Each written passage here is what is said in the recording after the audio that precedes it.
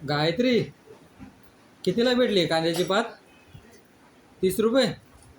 तू काय झालं, तू रडते? तिखट लागते. असं कसं काय तिखट लागते? माहिती तिखट कांदाच नाही होई गायत्री. आपला गावकडला हो ते बघा, ती पण तिथे खेळायला लागली. हा ते जात आहे मम्मीच्या डोळ्यात. बरं राहू दे ना गायत्री, उद्या सकाळीच कापना. उद्या सकाळीच कापना. ते काय मला टिफिनला देण्यासाठी कापते? हा ते बघा तिचा चेहरा बघा. ती बघा रडायला. मग फॅन फॅन चालू आहे.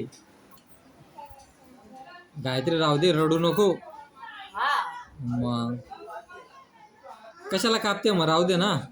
ते बघा ती तिने मग तिकडे डोळ्याला लावून घेतलं.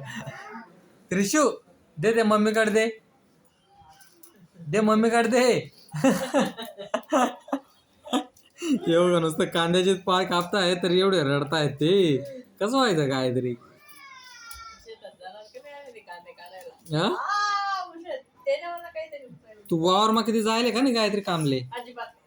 अजिबात नाही. काही किती रडायला लागली.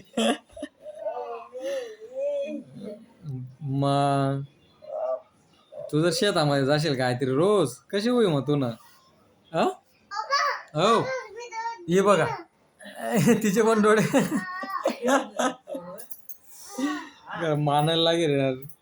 गायत्री मी पण तुमच्या जवळच बसलोय. हा काय माहिती. हो काय